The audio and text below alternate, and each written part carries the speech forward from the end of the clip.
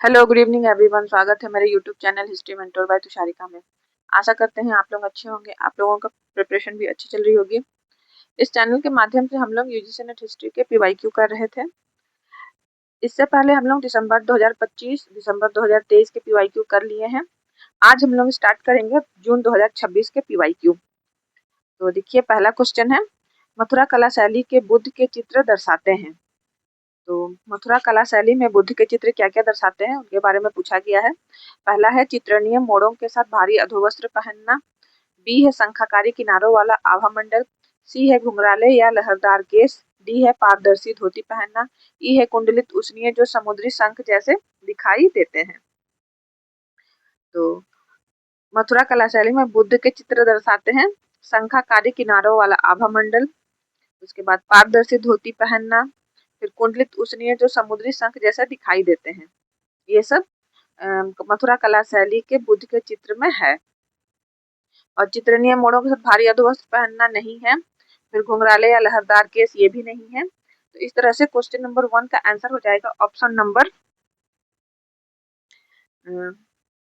B D और ए, option number 2, केवल B D और ई। तो हम लोग मथुरा शैली के बारे में थोड़ा जान लेते हैं।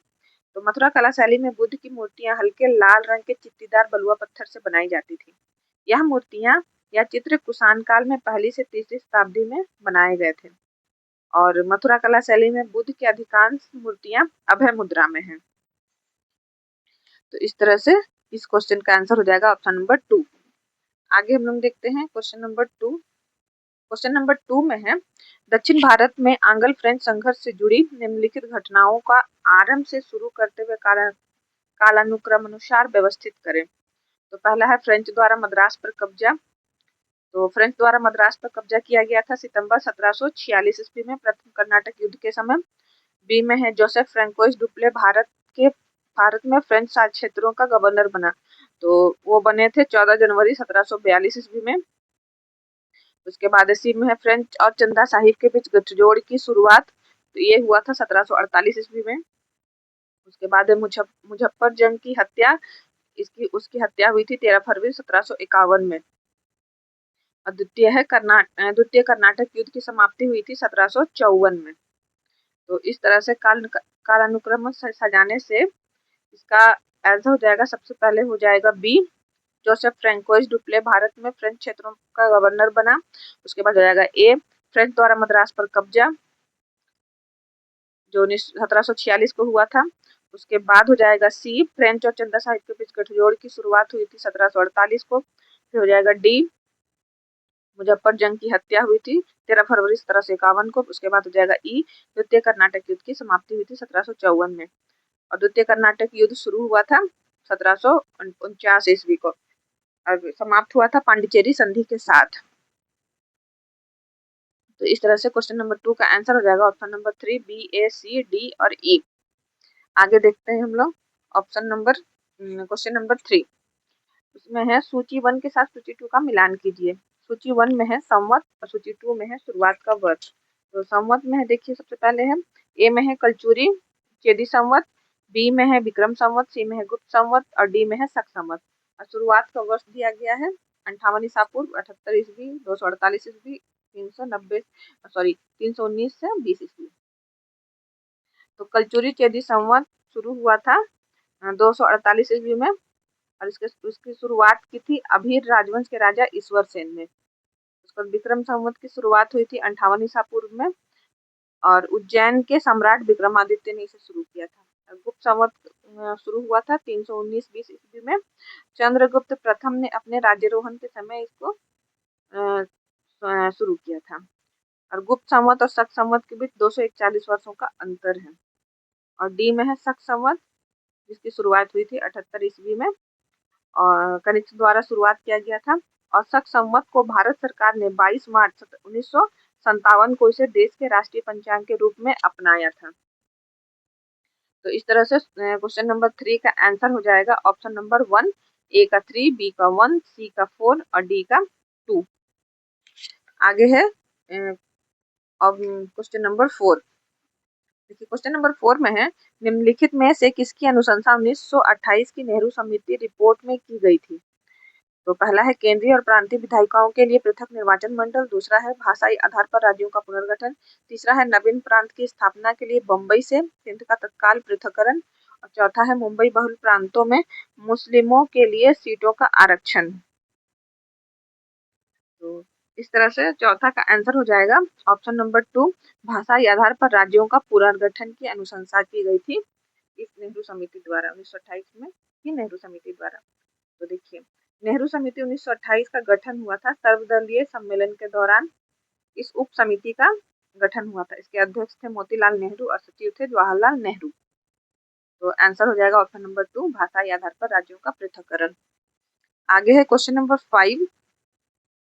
क्वेश्चन नंबर 5 में है सूची 1 के साथ सूची 2 का मिलान कीजिए। तो सूची 1 में है शब्दावली है, भूमि का प्रकार और सूची 2 में है उसके अर्थ। तो पहले ए में है अपरहद, बी में है कच्छ, सी में है सदवल और डी में है पाकिल। और अर्थ में देखिए जल से लगी भूमि, फिर घास वाली भूमि, परती भूमि और कीचड़ युक्त भूमि। तो अपरहद का अर्थ हो जाता है परती भूमि, बंजर भूमि, मतलब परती भूमि को ही अपरहद कहा जाता है। बी में है कच्छ, कच्छ को बोला जाता है जल से लगी भूमि। सी में है सदवल, सदवल को बोला जाता है घास वाली भूमि और पाकिल है कीचड़ युक्त भूमि। तो इस तरह से क्वेश्चन नंबर 5 का आंसर हो जाएगा ऑप्शन नंबर 3, ए का 3, बी का 1, सी का 2 और डी का 4। आगे क्वेश्चन में हम लोग देखते हैं क्वेश्चन नंबर 6 में क्या है। क्वेश्चन नंबर 6 में है ग्रहण के वैज्ञानिक व्याख्या किसके द्वारा की गई थी। तो पहला है बाराहमिहिर, दूसरा है आर्यभट्ट, तीसरा है ब्रह्मगुप्त और चौथा है महावीर। तो ग्रहण की वैज्ञानिक व्याख्या आर्यभट्ट के द्वारा की गई थी। तो आर्यभट्ट कौन थे देख लेते हैं। तो आर्यभट्ट प्राचीन भारत के एक महान गणितज्ञ और खगोल शास्त्री थे। आर्यभट्टीय पुस्तक की रचना की थी इन्होंने और इनकी खोज क्या क्या है वो भी देखते हैं। पृथ्वी अपनी धुरी पर चक्कर लगाती है और पृथ्वी गोल है, आर्यभट्ट ने खोजा था। अब पाई का मान, सटीक मान 3.1416 निकाला था आर्यभट्ट ने। और शून्य और दशमलव प्रणाली की शुरुआत भी की थी आर्यभट्ट ने। और चौथा है ग्रहण की वैज्ञानिक व्याख्या भी आर्यभट्ट ने ही की थी। तो इस तरह से क्वेश्चन नंबर 6 का आंसर हो जाएगा ऑप्शन नंबर 2, आर्यभट्ट। हम लोग बाराहमिहिर के बारे में भी देख लेते हैं। तो बाराहमिहिर 6ठी शताब्दी के एक महान भारतीय गणितज्ञ महान भारतीय खगोल शास्त्री, गणितज्ञ और ज्योतिषी थे। पंच सिद्धांतिका ग्रंथ और बृहद संहिता इन्होंने ही लिखा है। गणित और त्रिकोणमिति में भी अपना योगदान दिया है बाराहमिहिर ने। ब्रह्मगुप्त एक प्रसिद्ध भारतीय गणितज्ञ और खगोल शास्त्री थे 7वीं शताब्दी के। ब्रह्म स्फुटिक सिद्धांत और खंड खाद्य इनकी ग्रंथ थे। चौथा में है महावीर, जैन धर्म के 24वें और अंतिम तीर्थकर थे। आगे हम लोग देखते हैं क्वेश्चन नंबर 7। क्वेश्चन नंबर 7 में है निम्नलिखित में से किस फारसी पुस्तक में 17वीं शताब्दी में सिखों के बारे में विवरण मिलता है। तो पहला है जखीरात उल ख्वामीन, दूसरा है दबिस्तान ए मजहिब, तीसरा है मिरात ए वरीदात, चौथा है तारीख ए सिंध। तो सिखों के बारे में विवरण फारसी पुस्तक में दबिस्तान ए मजहिब में मिलता है। इसके लेखक है मोहसिन फानी। 17वीं सदी में लगभग शाहजहां के काल में लिखी गई थी यह पुस्तक। उसके बाद है जखीरात उल ख्वामीन, इसके लेखक है जोहर अख्तबची। अकबर के आदेश पर 1587 को फारसी भाषा में लिखा था इस पुस्तक को। उसके बाद है मीरात ए वारिदात, इसके लेखक है मोहम्मद शफी वारिद। 1734 में पूरा किया गया था इस पुस्तक को और उत्तरकालीन मुगल काल के बारे में जानने का प्राथमिक स्रोत है यह पुस्तक मीरात ए वारिदात। उसके बाद है तारीख ए सिंध, इसके लेखक है अल बरूनी। 11वीं शताब्दी की एक प्रसिद्ध ऐतिहासिक पुस्तक है ये। इस तरह से क्वेश्चन नंबर 7 का आंसर हो जाएगा ऑप्शन नंबर 2, दबिस्तान ए मजाहिब। आगे देखते हैं हम लोग क्वेश्चन नंबर 8। हड़प्पाई मुद्राओं पर किस पशु का चित्रण नहीं हुआ है। तो पहला है बाघ, दूसरा है हाथी, तीसरा है बैल, चौथा है घोड़ा।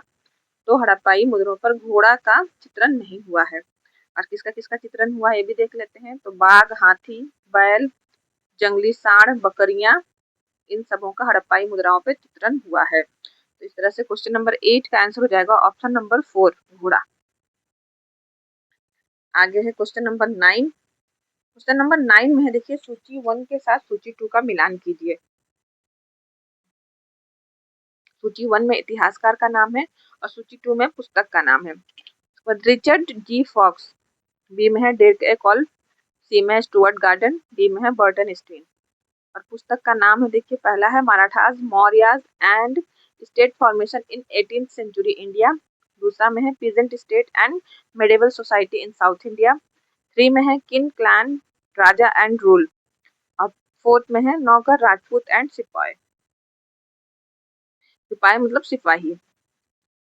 तो रिचर्ड फॉक्स ने लिखा है किन क्लैन राजा एंड रूल पुस्तक को लिखा है, जो 1917 में प्रकाशित हुआ था। उसके बाद है डिर्क एकॉल्फ, इन्होंने पुस्तक लिखा है नौकर राजपूत एंड सिपाही, जो 1450 से 1850 के बीच हिंदुस्तान के सैनिक बाजार और सामाजिक बदलावों पर आधारित है। उसके बाद है स्टुअर्ट गार्डन। स्टुअर्ट गार्डन ने लिखा है Marathas Mauryas and state formation in 18th century India. और बर्टन स्टीन ने लिखा है peasant state and medieval society in South India, जो 1980 में प्रकाशित हुई थी। इस तरह से क्वेश्चन नंबर 9 का आंसर हो जाएगा ऑप्शन नंबर 3, ए का 3, बी का 4, सी का 1 और डी का 2। आगे हम देखते हैं क्वेश्चन नंबर 10। क्वेश्चन नंबर 10 में है इलाहाबाद प्रशस्ति में यथा उल्लेखित संबंधों को कालक्रमानुसार व्यवस्थित कीजिए। इलाहाबाद प्रशस्ति जो 14वीं शताब्दी में लिखी गई थी, जिसके लेखक थे हरिसेन। और इसके बारे में इसको कालक्रम अनुसार व्यवस्थित करना है। तो पहला है समुद्रगुप्त द्वारा हिंसक तरीके से आर्यवर्त के बहुत सारे राजाओं का विनाश करने संबंधी संदर्भ। गुप्त राजाओं को शासकों द्वारा भेंट देने का आदेश पालन करने संबंधी संदर्भ। सी में है समुद्रगुप्त द्वारा कोटा परिवार के राजा को पकड़ने के संबंध में।